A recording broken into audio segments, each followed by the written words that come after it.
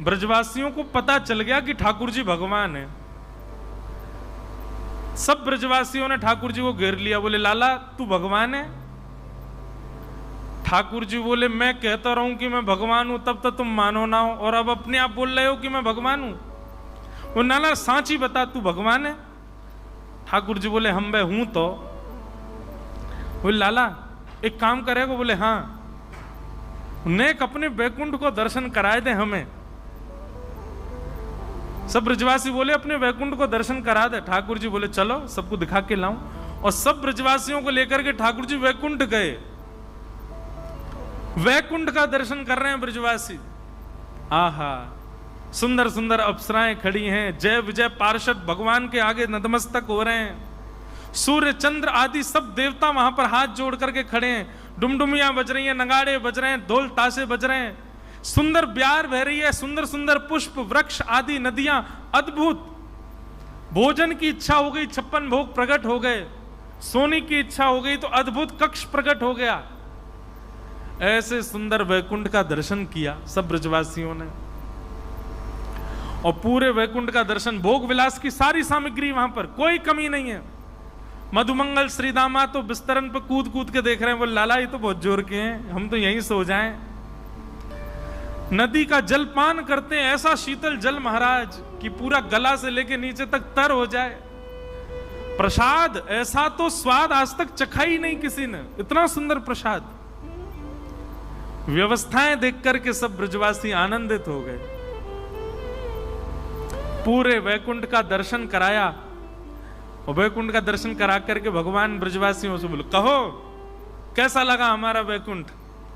सब ब्रजवासी बोले लाला बहुत जोर को है, बहुत बढ़िया है।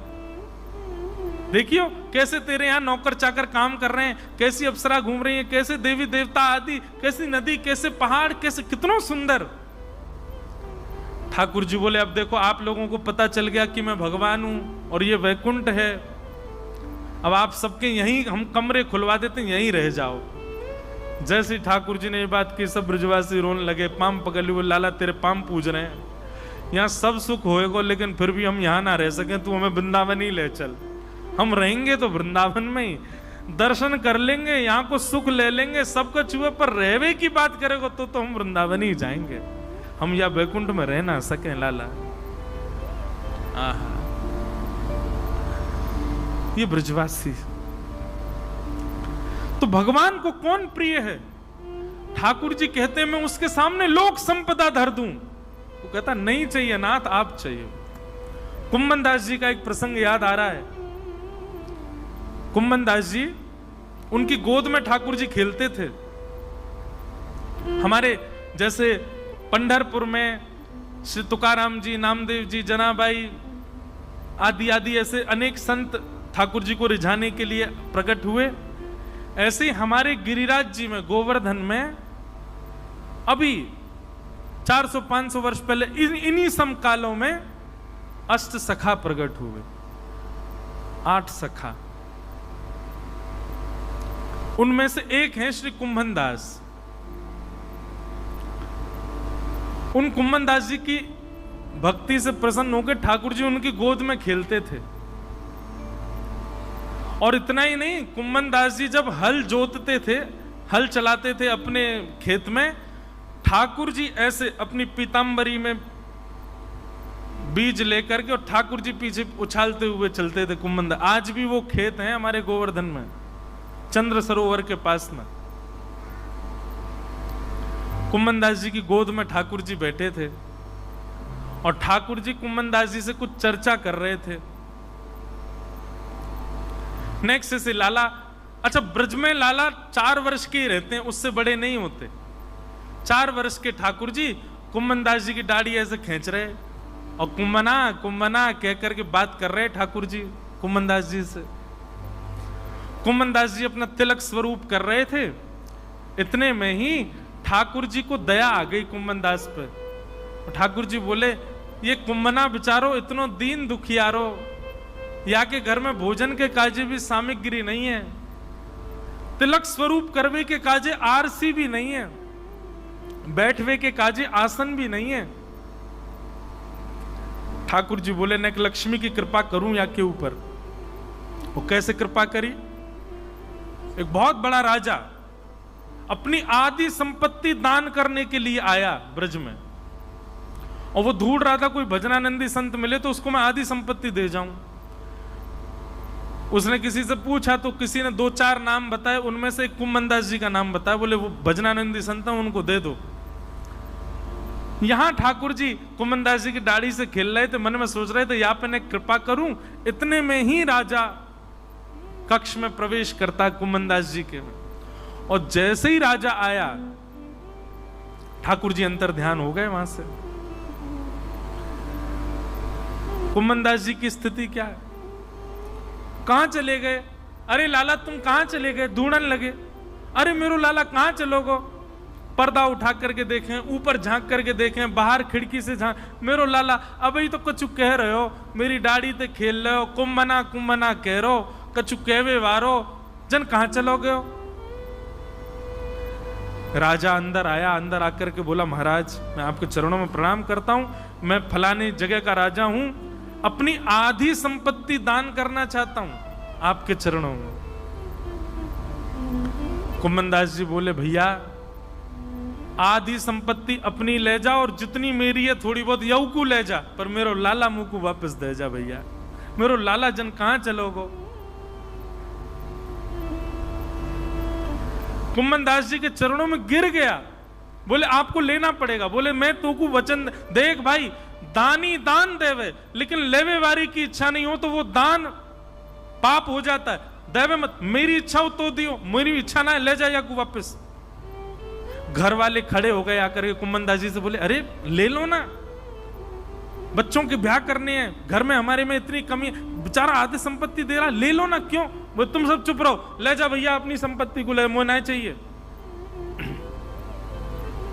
राजा शाम तक बैठा रहा। कुम्मनदास जी बोले या तो ले जा, नहीं तो मैं जमुना जी में कूद के प्राण त्याग दूंगा। जब इस हट पे आ गए राजा बोला क्षमा करना, कान पकड़ता हूं, जा रहा हूं मैं। संपत्ति लेकर के राजा चला गया। घर वाले कोसने लगे अरे कुम्मनदास कोई समीप आया तुमको देने, तुमने मना कर दिया। कुम्मनदास जी रोने लगे, पतो ना कहां चले गए, मेरी गोद में ही बैठे, वो तो कुछ कह रहे, पतो ना कहां चले गए। अर्धरात्रि हुई, गोपाल जी फिर से आ गए। ए कुंभना, जैसे गोपाल जी को देखा दौड़ पड़े, अंग में कहां चले गए आप, मैं आपको ढूंढ रहे हो। ठाकुर जी के नेत्र सजल हो गए। ए कुंभना, तेरे घर की स्थिति देख करके, तेरे हाल देख करके, तेरे परिवार को भाव रख के मैंने मन में विचार किया कि मैं तो पे कृपा करूं, और मैंने वह राजा को चेतायो कि वो अपनी आधी संपत्ति तो को दान करके जावे, तेने स्वीकार क्यों ना कियो?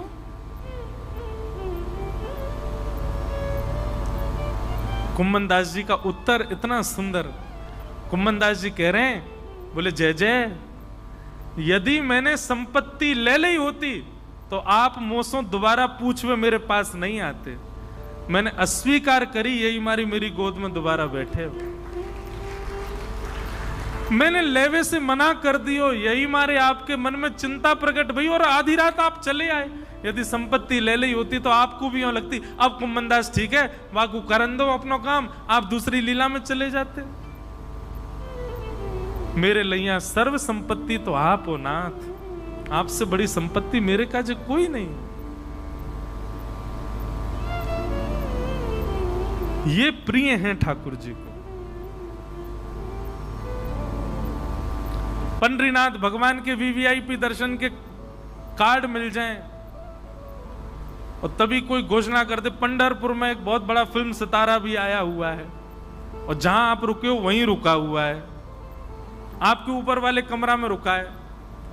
उससे मिलने का समय भी 8 बजे का है, मंदिर जाने का भी 8 बजे का समय। बताओ क्या करोगे? मंदिर नहीं जाओगे? यहीं तो पड़े हम 7 दिन है, आज तो कल कर लेंगे दर्शन, आज तो उससे मिलने। हम ऐसे हैं और फिर इसमें भी हम ये चाहते हैं कि ठाकुर जी हमसे प्रेम करें।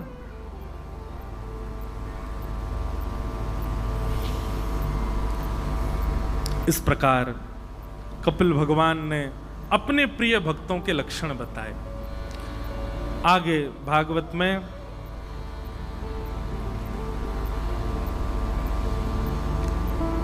ध्रुव जी का प्रसंग सुनाया गया। भगवान के परम भक्त श्री ध्रुव जी महाराज, जिन्होंने बाल अवस्था में ही वन में जाकर के ऐसा भजन किया कि ठाकुर जी उनके भजन से प्रसन्न हो गए, और प्रसन्न होकर के 5 महीना में ही प्रकट होकर के कहा वरदान मांगो। ध्रुव जी महाराज ने ठाकुर जी से वरदान मांगा है। योऽन्तः प्रविश्य मम वाचमिमां प्रसुप्ताम् संजीवयत्यखिल शक्तिधरस्वधाम्ना अन्यांश हस्तचरणश्रवणत्वगादीन् प्राणान् नमो भगवते पुरुषाय तुभ्यम्। हे नाथ, मैं आपको अपने सर्वांगीण अंग से प्रणाम करता हूं। भगवान बोले कुछ मांगो तो सही। तब ध्रुव जी महाराज एक वरदान मांगते हैं। भक्ति मुहुः प्रवहतां त्वयि मे प्रसंगो भूयादनंत महताम् अमलाशयानां येनाञ्जसौल्वणमुरुव्यसनं भवाब्धिं येष्ये भवद्गुणकथामृतपानमत्त। हे नाथ, मुझे एक ही वरदान दे दीजिए, क्या आपकी कथा सुनने का मुझको व्यसन हो जाए। व्यसन समझते हैं? एडिक्शन। इतना सुंदर सूत्र मिलता है श्री ध्रुव जी महाराज की स्तुति से। मैं कथाओं में कभी कभी कहा करता हूं, संसारी लोग कैसे होते हैं? वो दुख में भी संसार को भोगते हैं, सुख में भी संसार को भोगते हैं। आज मेरा मन बहुत दुखी है, क्या करोगे? बोल आज तो मैं 1 बोतल पीऊंगा। आज मेरे यार की शादी हुई है, आज तो मैं जरूर पीऊंगा। आज मैं एग्जाम में पास हो गया, फर्स्ट रैंक आई है, क्या हुआ? आज तो पार्टी होगी, पिएंगे। आज क्या हुआ? आज मैं फेल हो गया, आज तो पीनी पड़ेगी। भाई दुखी हूं बहुत ज्यादा। आज मेरा ब्याह है, आज तो पीनी पड़ेगी। आज मेरी पत्नी छोड़ के चली गई, डाइवोर्स हो गया, अब तो पीना ही पड़ता, इसके बिना तो जी नहीं सकता मैं। व्यसनी संसारी व्यक्ति क्या करता है? सुख में भी व्यसन भोगता है, दुख में भी व्यसन भोगता है, और केवल बहाने ढूंढता है। आज तो बुआ के बच्चे घर आए हैं, रात में पार्टी होगी। आज बुआ के बच्चे जा रहे हैं तो दुख में पार्टी होगी। सर, अब मैं रहा हूं ना आजकल के बच्चों के बीच, पता है मुझे कैसे होते हैं। हर चीज में उनको व्यसन चाहिए। लेकिन भक्त क्यों केवल एक ही चीज को सोच के रखता है? भक्त का भी ऐसा स्वरूप होना चाहिए। आज फर्स्ट आया हूं, आज तो हरिनाम संकीर्तन होगा। आज मैं फेल हो गया, भैया दुख में हरिनाम संकीर्तन होगा। आज मेरा ब्याह है, आज हम कथा सुनने जाएंगे। आज मेरा ब्याह टूट गया, आज भी कथा सुनने जाएंगे। आज मेरे बुआ के बच्चे आ रहे, आज तो हरिनाम संकीर्तन करना ही पड़ेगा। आज मैं बहुत दुखी हूं, आज तो हरिनाम संकीर्तन के बिना चलेगा ही नहीं। ऐसी स्थिति मांग रहे हैं कौन? श्री ध्रुव जी महाराज कि नाथ, जिस प्रकार व्यसनी व्यक्ति व्यसन भोगने के लिए बहाने ढूंढता है, ऐसे मैं भी आपके भजन के लिए बहाने ढूंढा करूं। ऐसी कृपा मुझ पर कर दो। भगवान ने ध्रुव जी के ऊपर कृपा की और कृपा करके कहा, ध्रुव तुम मेरे परम भागवत भक्त हो, लेकिन क्योंकि तुम्हारे मन में इच्छा थी कि तुमको राज्य गद्दी पर बैठना है, तो 36,000 वर्ष के लिए तुम राजा बनोगे पहले, उसके बाद मेरी प्राप्ति होगी। ध्रुव जी महाराज 36,000 वर्ष तक पृथ्वी पर राजा रहे, और उसके बाद आज भी ध्रुवलोक में विराजमान है। बोलो भक्त वत्सल भगवान की। ये ध्रुवलोक जो है, ये ध्रुव तारा जो हमको दिखाई देता है, ये श्री ध्रुव जी महाराज का लोक है। वहां ध्रुव जी विराजमान है। हमारे पूज्य नाना जी एक बात कहते थे, ये तारा सुबह ही सुबह क्यों चमकता है? बोले पूरे दिन तो ध्रुव जी इस पर बैठ के भजन करते हैं, लेकिन ब्रह्म मुहूर्त के समय पर भगवान ध्रुव जी से मिलने के लिए जाते हैं, इसलिए ध्रुव जी पूरे लोक को सजाते हैं, इसलिए वो चमकता है, उसका दर्शन होता है। हमारे पूज्य नाना जी कहते, ब्रह्म मुहूर्त में उठकर के ध्रुवलोक का दर्शन करने हो तो आप ये विचार कर सकते हो ध्रुव तारे को देखते समय, इस वक्त नारायण भगवान यही हैं। पूरे दिन की नहीं पता हो सकता, लेकिन ब्रह्म मुहूर्त में ठाकुर जी वहीं होते हैं, ध्रुव लोक में होते हैं, ध्रुव जी के पास होते हैं। ऐसे भक्तवत्सल भगवान की। ध्रुव जी का वंश बताया गया, आगे इनके वंश